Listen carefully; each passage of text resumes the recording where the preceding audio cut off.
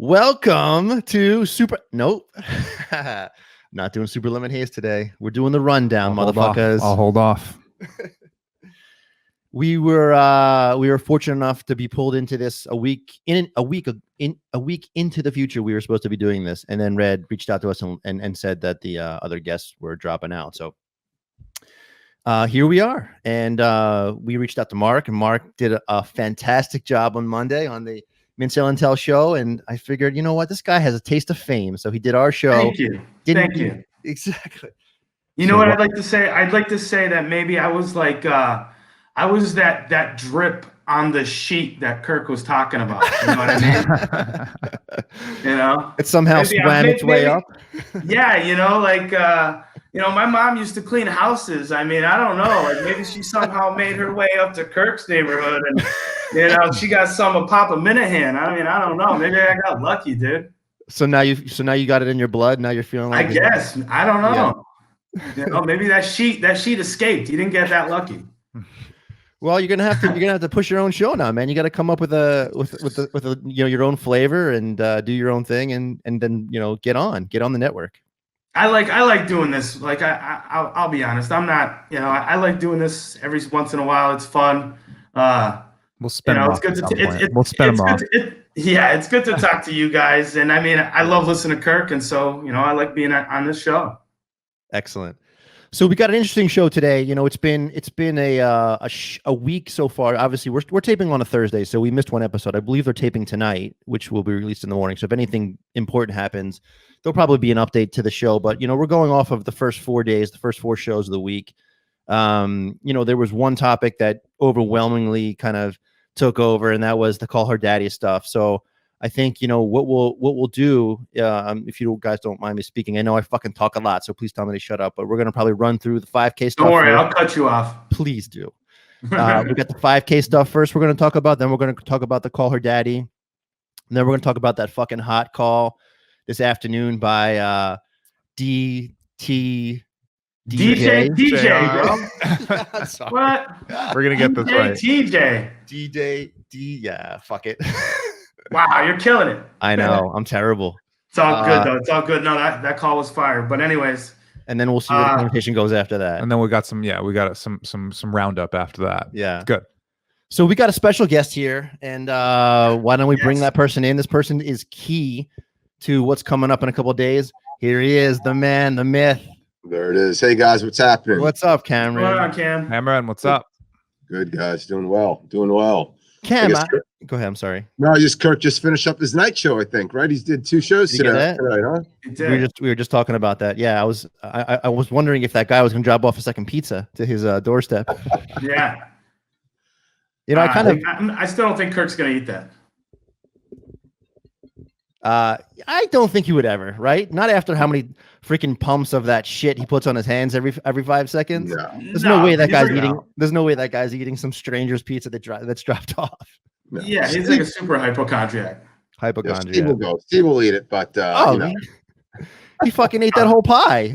Steve's rugged. He's a Maine man. I love that the justification was that there was paper plates and plastic forks and stuff too. So they were supposed to eat it. Yeah, it was okay. It was safe. That makes it safe. Exactly. Yeah, I know. He's like, I left a lot of napkins. So Cameron, we're super excited to have you on. I was actually asking one of the interns before he came on, but have you been on a show before aside from the one that you did for the 2 fittings with Mike and Erica? Have I been on like Kirk's show? Yeah, or any show? Like, have you been on any of the YouTube shows or? I went on Blind Mike's show like a couple weeks ago when the whole entire Menners controversy went down, where he was shitting on, and he was shitting on, I guess apparently me. I didn't even know it. I mean, I have a thick skin. I can care less. That when you're 5'1", your life is miserable to begin with. So, I forgive a lot when you're, Thank you. Right. That's the way I looked at it. I mean, good a for little you. like that. So no, I mean that was the only thing. Thank you for playing the game. Exactly. Yeah, you're a great sport. I think Kirk mentions that a lot online, and this is I think the first time that we've communicated aside from the little DMs back and forth. But so you obviously are a hardcore fan. I mean, you just told me that you've never missed an episode, and that's really incredible. Yeah, I haven't missed a lot of work. Episode. Yeah, I haven't missed one episode, and I used to listen to him from way back in WEI, and so I, listened primarily when he was on the Dennis and Callahan show, and featuring Kirk. And so, I have a lot of kids, well, 4 kids. So my mornings I get up around 5:30. God bless you, man. What the fuck? I'm telling you, man, I'm viral, man. If any lady wants to get pregnant, I'm the man. So, but stay away from my wife, man. I'm fucking done. I look at my wife when I get her pregnant. But so in any case, I would get up around 5:30 in the morning and 6 o'clock turn on the radio, and I'd listen to Jerry and him for 4 hours, and you miss little things here and there, but yeah, I've been a big fan for a long time. He's awesome. I love the man. Cool. So Cameron, real quick, before I want to bring up some of the people that are going to be in this 5K, so you're a small business owner? Yes, sir. Yes, sir. How are things going for you? It's not great. Obviously, we were going 100 miles an hour. They put on the brakes, but we're a small business that we work really hard building up community, and we have training groups. So we've really helped a lot of people in the community kind of finish marathons, half marathons. And so they have been very supportive of us during these tough times. And I've really cashed in a lot of goodwill and equity. So I'm very grateful to the community of Cincinnati and the way they treated us. I mean, it's not great, but it's certainly better than what it has been for other owners. And I think of all those guys in Boston, with Charlie Baker and keeping everything shut down, and just like there's no end in sight, it seems like. So fortunately for us in Ohio and my store in Kentucky, we're beginning to open up, and so things are going all right. But I appreciate you asking. Thank you. Good for you. So like I was saying with the 5K entries, what are you guys thinking? That sound like Dan Katz is going to be doing it. Erica Nardini. I think Portnoy himself is going to do it. Well, he'll be dead though. He'll be dead, right? So I mean, somebody pushing him in a body bag or something like that. But yeah, I mean, I guess technically he'll be doing it. Sure. His body bag could be on top of Teddy's lap, right? And then Michael just pushed them both. Exactly. That was scary. That was very scary. By the way, that video. I feel I'm petrified for Ted. Yeah. Oh my God, poor Teddy, man. Holy shit. Cameron, you being the expert and everything, I was wondering, would you mind just sharing some advice for some of the fans out there? Because I know we've got about 1,000. It sounds like we've got 1,000 runners doing this thing, and I'm sure the majority of them are like us, which are like kind of weekend warrior type people. So what would be the best way? Because I mean, I'm not sure. Most people are probably doing this for fun, but I'm going to try to push myself. So how would you prep for the next 2 days leading up to this? So listen, at this point, you can only do damage instead of good at this point. So the key at this point now is, it is a 5K, so you don't need to overhydrate and things of this nature, but get hydrated over the next, day and a half or so. At the risk of sounding like Tom Brady, make sure you're drinking, about 100 ounces of water, and just so on race morning, you're nice and hydrated, you're ready to go. So that's, number one there.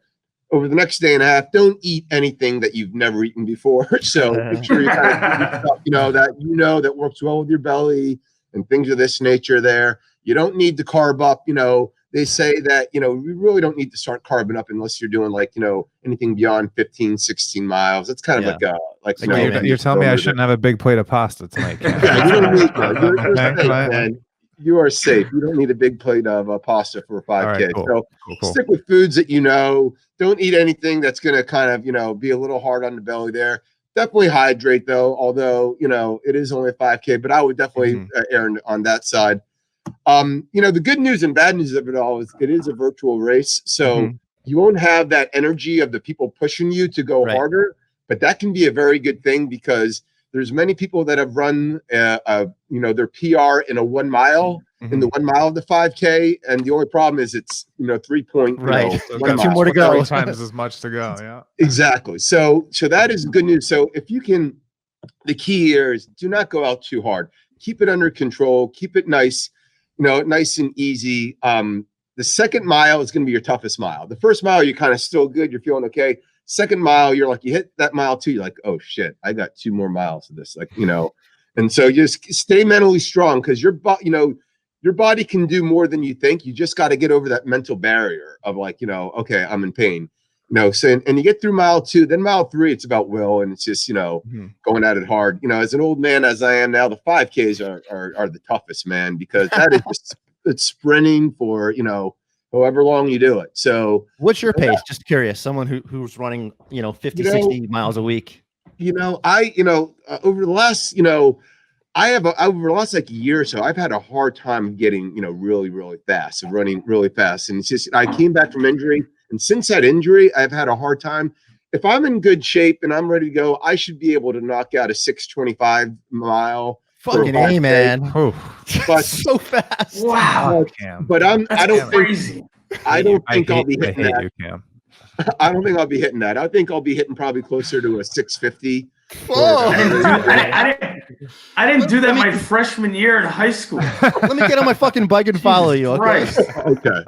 Well, we'll see. Yeah. So, my training's kind of lapsed here over the last 10 weeks. Like I said, I have a lot of kids at home. So I've been trying to get home early because, my wife has been taking care of all 4 of them. And I have like survivor's remorse, man. I'm like, I can't get home late and run all those extra miles. So we'll see how it goes, but I'm just going to have fun with it. And, once again, it's hard when you're doing it by yourself, but we'll just, are you going to try to win it? Just curious. No.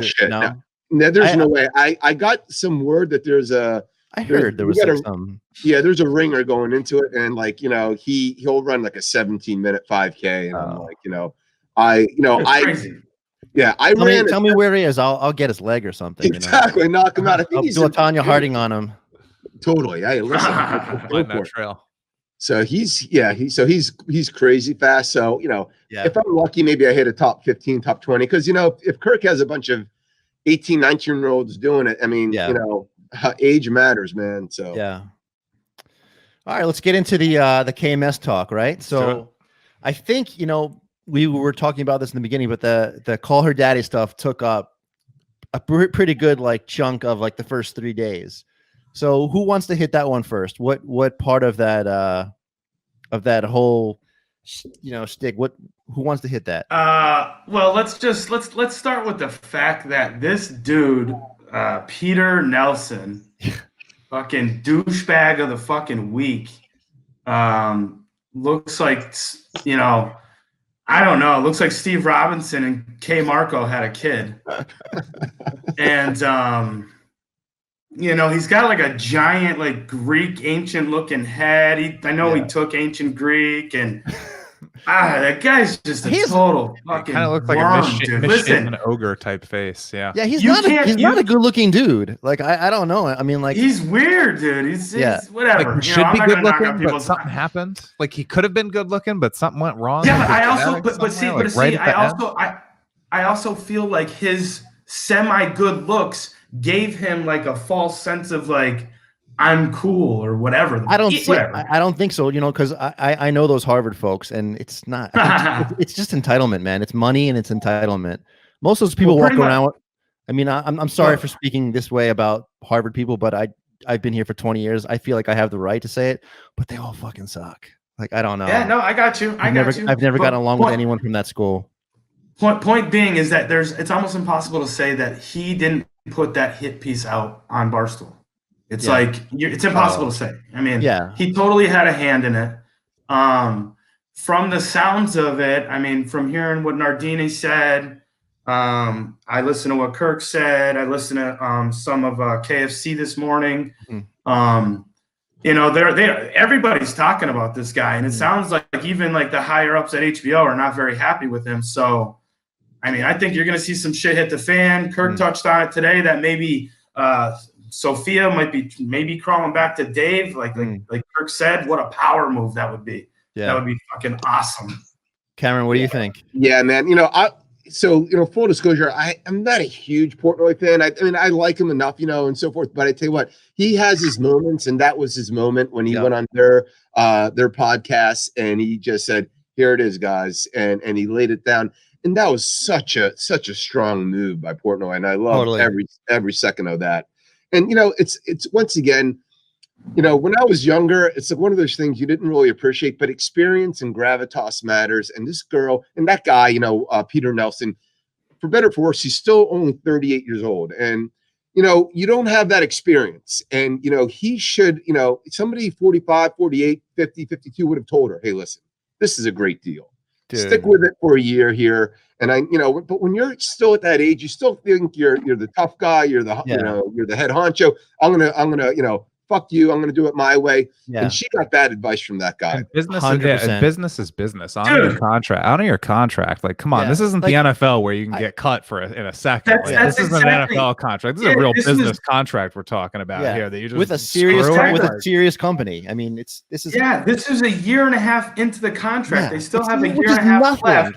Nothing. Like they were getting paid $500,000. I almost fucking shit myself. Talking about Do you talking to a bunch of understand? corporate and small business owners here, talking about breaking contracts and business deals. That's the stuff that you can't. I can't. So that's 52 episodes. Yeah, for $500,000. You know, I was thinking, you know, because everyone in this room right now, you know, you guys and us, we're all, I think, around the same age, and I think it's a generational thing. And like, I don't want to shit on the fucking millennials, but most motherfuckers are so spoiled, man. They have no idea how good they have it. When I found out, like, when I heard she was making like $70K a year, you know, I was like, I understand that. You know, that was the most popular podcast for that population in probably the world. So she deserves to negotiate. But when I heard they were, with all the other shit that was going on, they were making like $500,000 and they were a year and a half into this, I was like, fucking entitled spoiled brats.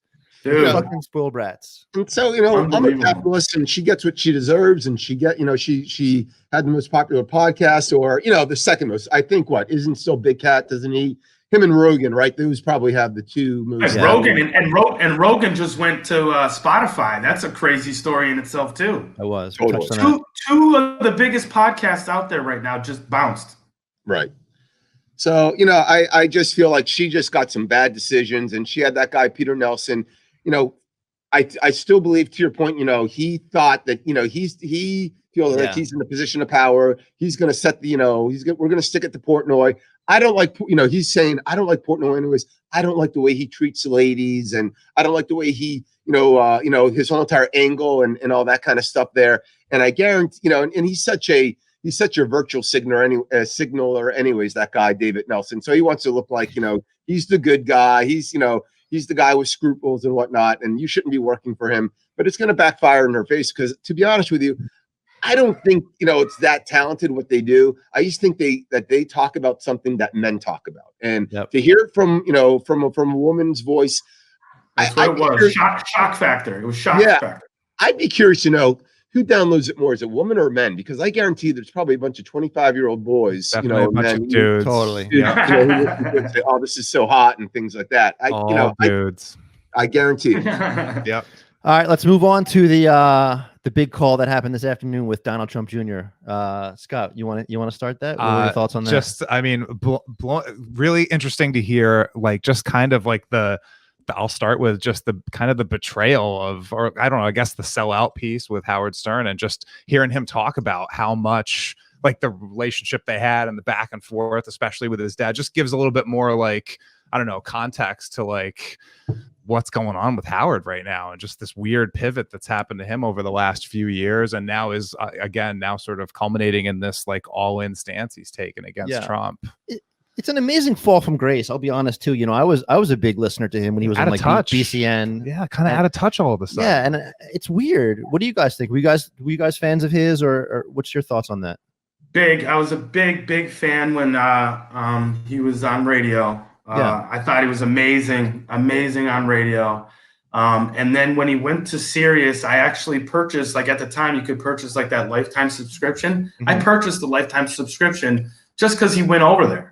Mm-hmm. And then, like, it's funny, kind of like Kirk had said today, but, like, I've really just kind of faded away from him real quick. Like, you know, things got old, and he kind of, like, I don't want to say he sold out, but I don't know, I guess he kind of did in a way, but, like, he wanted to be with the beautiful people, and that's what he's doing now. And like DJ TJ brings up today, you know, he's not even worried. Like, he knows Howard's not going to have him on, because he doesn't really want to battle. He doesn't want to do that anymore. He wants to have the Hillarys on.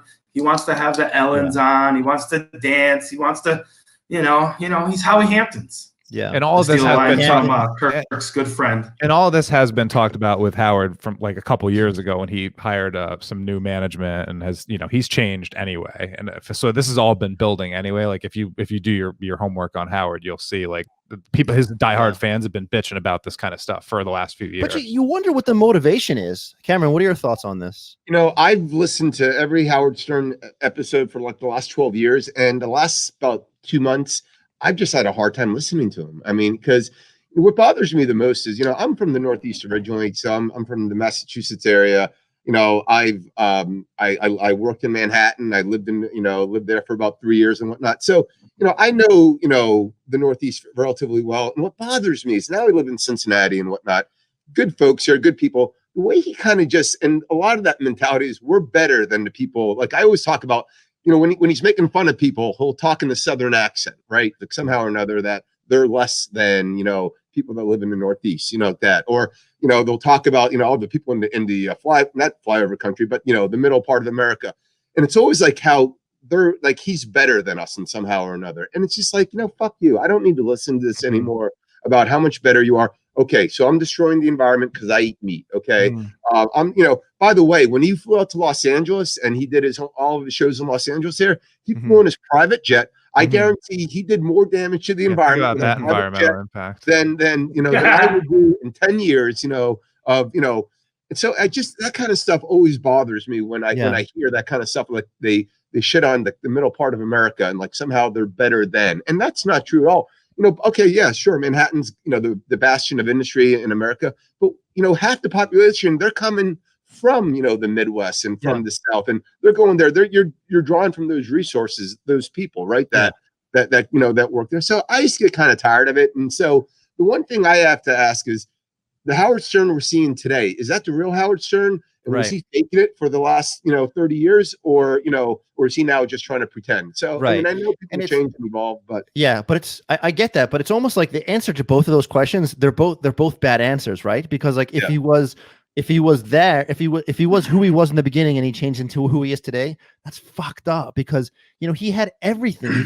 He had no more radio, so he had the subscription service. He was a fucking multi-millionaire, right? He had books, he had movies, and he was the number one guy, right? He had everything he wanted. And so why even switch? It's almost like if Kirk had everything he needed, right? If he had the money, supported his family, he went independent, and then all of a sudden he went back to EI, right? Like it doesn't make any sense to me. Like, why would someone do that? So let me ask you guys. So and if who do you think? And if he was a faker the whole fucking time, then fuck him. And I have no respect for that guy.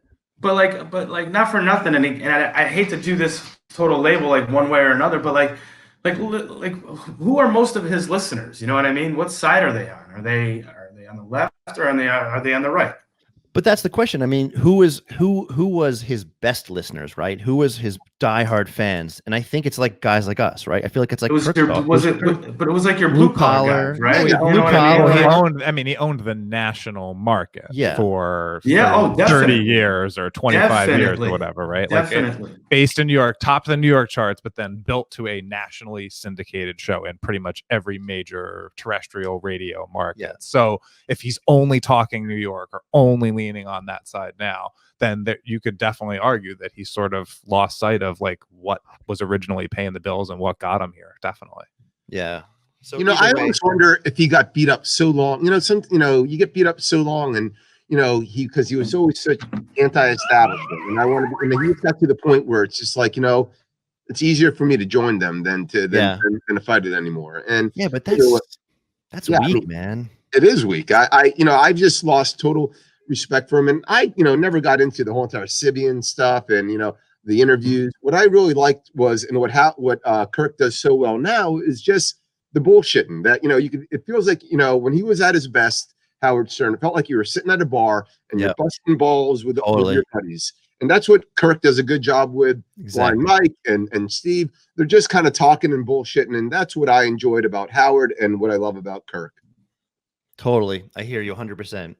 I feel like the last topic that we had, we were going to talk a little bit about some shit that went on with the Discord. So I guess the first question I have is, so Mark, are you in that? Do you go into the Discord? What's your participation in that? So So yeah, well, you brought up me being on that the Mincel Intel, and because of that wonderful experience and fortunate opportunity, they extended an invite towards the Discord, and there was a nice little after party with Will the intern. He's a good dude, great dude, and so yeah, he had me hop over to the Discord, and I got in there and in one of their little chat rooms, and it was a good time, man. There's some guys out there, they're crazy. I mean, they like Kirk had brought up, like there's guys out there that like they're not even like so much for the show. It's really just to talk shit. And to be honest with you, I kind of don't really have a problem with that, like, because I like talking shit. But I mean, with what's going on now is that somebody, I guess, turned in a few members and reported them, got them like got the Discord like shut down, or they got banned, and yeah, there's people are fucking bitching, they're pissed, like it's kind of like somebody, whatever, they got mad and they wanted to take their ball home, and so they did, you know what I mean? And it's just fucking stupid. It's if, like I've said on the Mincel Intel, if you can't take the heat, get out of the kitchen. If you want to be in this world and you want to be part of it, be ready to, get it. You know what I mean? Like, like I like being on with you guys, Eric, Scott, you guys are great. Cam, you're a good dude. But like I mess around with Mayo all the time. Who gives a shit? Right. You know what I mean? Yeah, he's a good dude. He's a good dude. Whatever. But I was having fun with Mayo. I enjoyed the Mayo and you on Twitter. I enjoy you and Mayo on Twitter fucking around too. It's a good time. Yeah, because I mean that's what this is mostly about. Besides like the biggest thing, and like Kirk brought this up, and actually DJ TJ brought this up a little bit too, and it's one of Kirk's biggest things is loyalty. You know what I mean? Like he just, and it's you don't want to be loyal to a fault. I mean, you want to be loyal just, because you're supporting. You know what I mean? And like I said, like I like the back and forth with Mayo. It's fun. I like messing around with Menners. He's a good shit too. I think he had a good YouTube session with crazy fucking Smugsy. Cameron, what's your take on this? The Discord, I am like on it, but like it's lost on me. I can't figure it out. I can't figure out what the whole entire thing is. So it's like I think I'm too old for it. So I look at it and I'm like, what is going on here? So I'm on Twitter, but to be honest with you, I'm not like it doesn't run my life Twitter. So I kind of missed what happened. I guess Adam the Jew and and Matt Providence, they said some shit about the whole entire the gentleman who had his child, who's in the hospital and whatnot, right? And so they were saying, why are we raising money? I think that's what set Kirk off, right? Wasn't that the genesis of it all? Is that what? I think that was what the start of it was last week when he decided just to do that hating show, right? I think it was because I think what put him over the edge was I think someone said exactly what you said, Cameron, was like the daughter was home. So why are we still fucking talking about it? And why are we still raising money? Which is a fucking shit take. All of us who have kids, I mean, fuck that person. Yeah, that's not cool. Totally. Yeah. Yeah, I'm just surprised. I'm surprised it went there. And, I think that's the great thing about the community. I'm a big loyalty guy myself as well. It's like, when I heard Donald Trump Jr. talking about it today, I can understand that. Kirk's very much that way. And so here's a listener of our show. He's one of us, for lack of better terms. And, he's down on his luck there. Why not help the guy? So, you don't have to. I understand it's a tough time. And, I certainly did. But, it's one of those things. It's like, well, it's just, I feel like in today's world, we bitch for the sake of bitching about shit, man. And it's just like, come on, guys. Comes back to the same fucking message. It's like these entitled motherfucking selfish people who have nothing but, dude. Like, just, I mean, maybe it's a maturity thing, but I don't know. I think it's a generational thing. I'm an old thinker like that. Like, these fucking people fuck their parents for raising them bad because motherfucking, like, come on, shut the fuck up. Well, I hate to say this, and I hate to say this, and I say it all the time, but like it's the wussification of America. Yeah, and it's how everyone got that participation trophy. Like, I'm sorry, when I grew up, like, dude, we came in second. We got like a little stupid shitty trophy. Like that shit sucked. I was pissed. Yeah, it was the other kid shitty trophy. Yeah, and only the first and second place got it. No third place trophy. No. The fuck out of here. Yeah, could you imagine?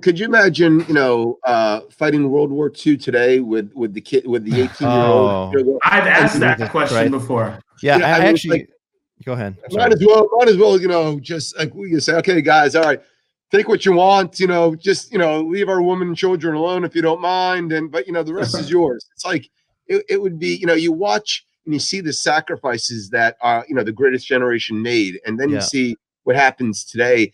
And boy, I tell you what, but, you know, the good news of it all is I think, you know, Western Europe and most of Central America, they kind of are in line with us, you know, but it's, you know, look at other parts of the world, though. I think they're still willing to make that sacrifice. But I look at our country, and sometimes it makes me afraid.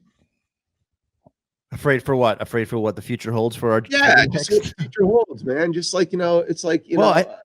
I think we're almost seeing the effect of that. I feel like this. I mean, I'm not a downplayer of the severity of this illness, but the way that I feel like the majority of us are handling it. It's like children, you know, like we can't fucking be grown-ups and fucking be responsible. Like I got 3 kids. I know what to do. I'm not going to go fucking lick the rails. I'm not going to go take my kids to fucking Home Depot and put them in the cart like I used to love to do. I'm not going to do that now, but it's like, we can't be fucking grown-ups and do our own fucking thing. Personal responsibility. And the sad thing is too, once again, you know, bring it back to other wars and things like this. It's like, you know, it's become so political. Everything's so political now. So if you believe, hey, listen, maybe we should reopen the states and, you know, follow certain guidelines and be responsible about it, you're on this side of the aisle. If you do it, if you think, you know, hey, we should shut down and keep everything down, it's, you know, you're on that side of the aisle. And it's just like, it's such a shame that we can't, you know, rational people can't have different different takes. And the choice or the truth of the matter is, you know, what's happening in New York City, it's not happening in Ohio. It's not happening in North Dakota. So we have to have different policies and different, you know, guidelines depending on where you live. And that's, you know, what I think at least. Yeah. Meanwhile, you guys are trying to open a salon and a friggin' retail store. And it's like, yeah, this doesn't need to be an aisle issue right now. Right. And you know, I don't need Charlie Baker or whomever saying, you know, to do this, that, the other. You know, it's give some personal responsibility. Let's protect the people that need to be protected, whether that's 62 and older, 65 and older, whether that's, you know, people who have. How about the fucking nursing homes, man? That's where they're all fucking dying, to be honest. Exactly. I mean, it's like 60% of the people that have died in this state are fucking people in nursing homes or are vets in some sort of care facility. Like that's sickening to me. I see what Andrew Cuomo, they were severely unprepared.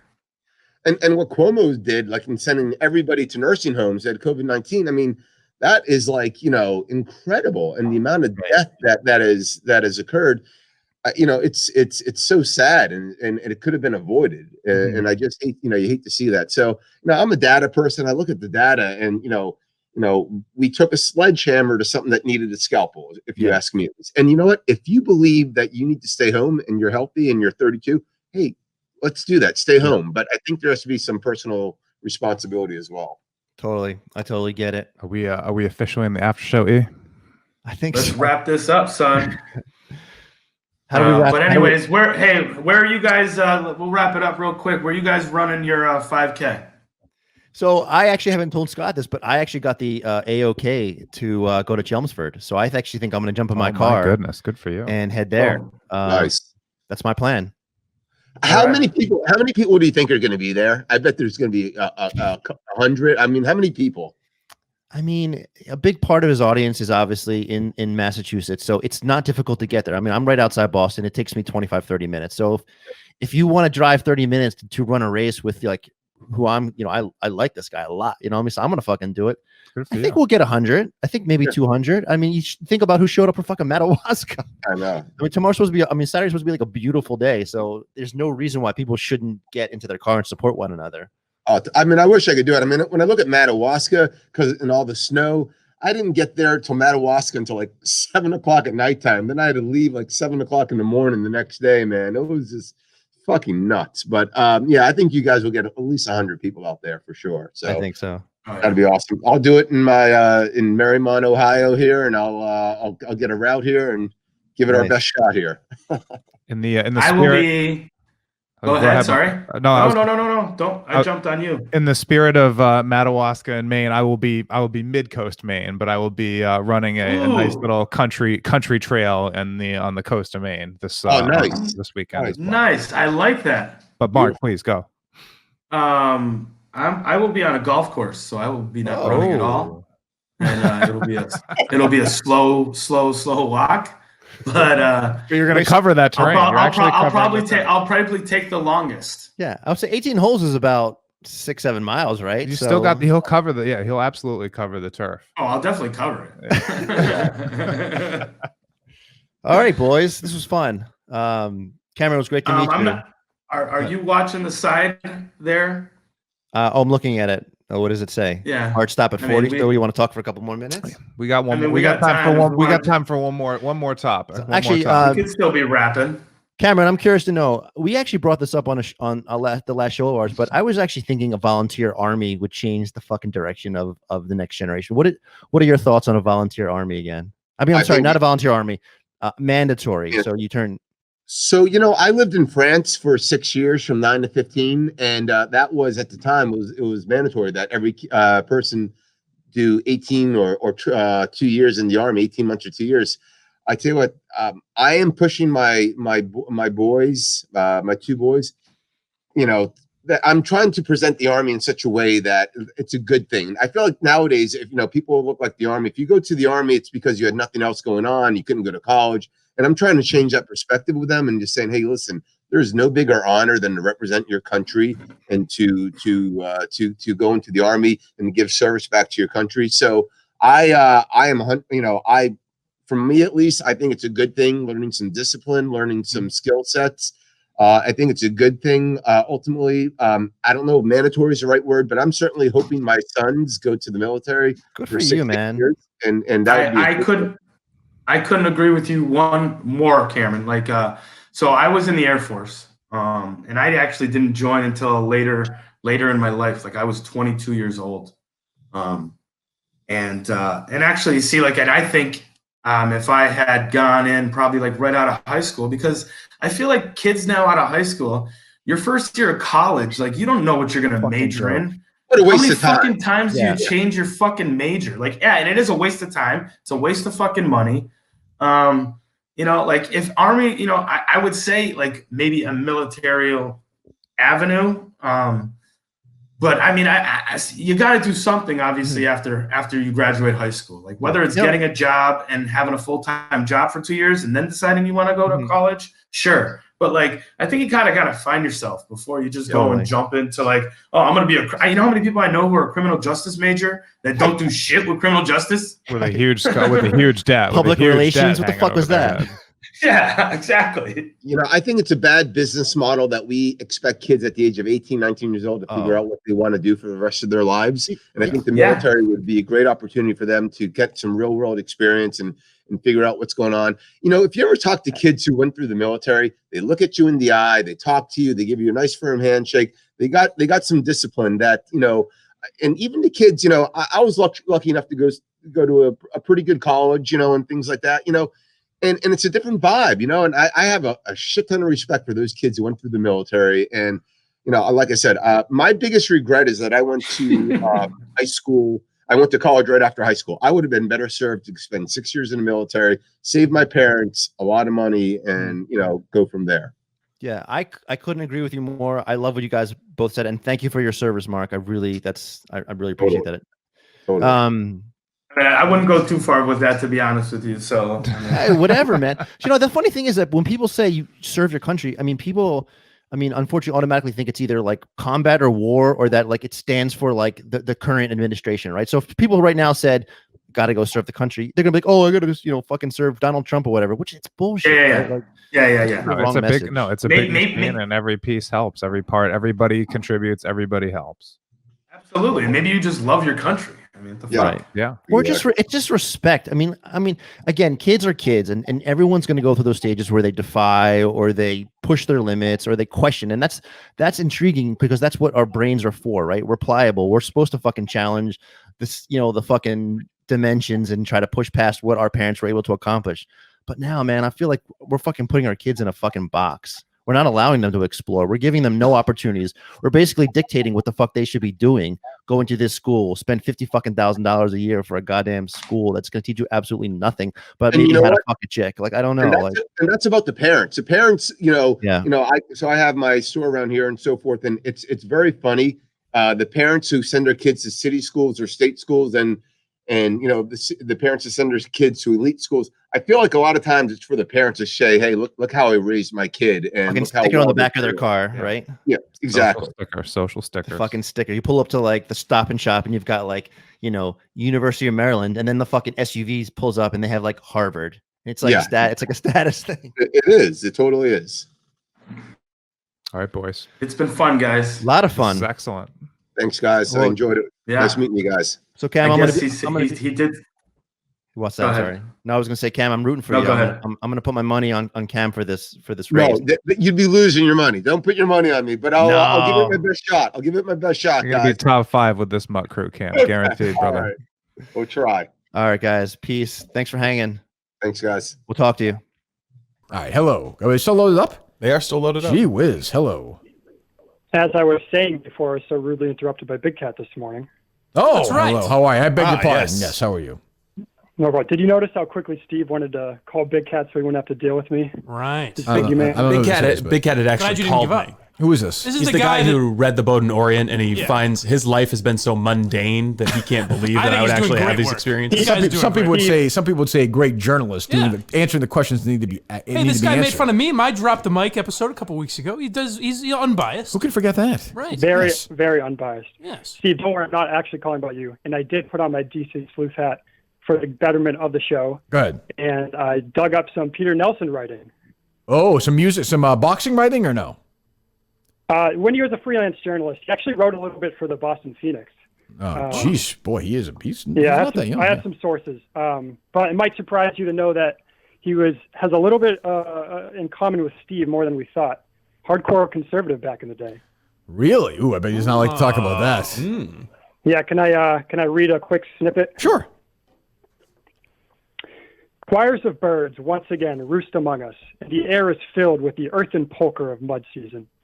Oh, how the coming of spring does brighten the spirit. This isn't Peter Nelson. Is this Steve Still, Robinson? what really puts a smile on my face and a jump in my step is the smell of liberal hypocrisy. I like this guy. The spectacle of Pecksniffian liberals Oh, skewered by God, their what a own petard is a douche. sight sublime. The once glorious crusade for a gonna man say thought this. visionary, now tainted by unfulfilled promises. What are we writing about here, The Steve? cacophony of yes, Obama. we can, and fatal optimism, Cacophony. now replaced by tongue-tied silence, hand-wringing, and bitter apathy. Alas, the banquet has been prepared. Really, Let alas? us begrudge it a feast. I think Steve and Peter Nelson could put their political differences aside and become Two the assholes? best pals they were meant to be. Oh You know my what? God. Hey, if they were looking for replacements on Caller Daddy, Peter and I are willing to take over. Would you say that was sort of young overwriting going on at the time? You think? Somebody's spent a reread little bit my too much favorite line time there? reading Plato. Jesus. My Kevin, favorite Kevin line, from Bristol the just tweeted out spectacle of 100. Pecksniffian liberals skewered by their own petard is a sight sublime. It is. A sight sublime. Kirk Yes. and Mike, do you know what Pecksniffian means? Yes, I do. I don't. I know Steve does because he used it in 3 of his other articles. So. That was a good one. It's a good word. What does it mean? I have no idea. It's from. What I does think. it mean, Steve? I think it's from Charles Dickens. It's based on a character. Charles Dixon. You Charles idiot. Dickens. I said Charles Dickens. You said Charles Dixon first. It's based on a Did he play, character from did he play Charles Tom Cruise's Dickens. best? Which character was he in Top Gun? It's a character from a Charles Dixon. No, you cannot do it. Fuck off. All right, thanks for the call. You're the best. Wait, one more thing. One Oh, more thing. sure. It's got to be better than Steve, Dan. I don't know. Steve, Yes. true or false? When you were at Bowdoin, did you participate in a Homerathon where you read through the entire Iliad on the quad? The Puccinian Society did, and they still do every year. But I wasn't part of the. I was doing something different when they did it my Weren't year. you poet laureate? Isn't that I was. the job of the poet laureate to run I that? was. I think that's what the website says now. Yeah. Why didn't you do it then? I can't remember. I think I had some other obligation or something. I can't remember what I was. Steve would doing. have made it fun, though. He would have made it wacky. Say, like, donuts at the beginning or something, you know? Simpsons line. I get it. All right, thanks for the call. I like this guy.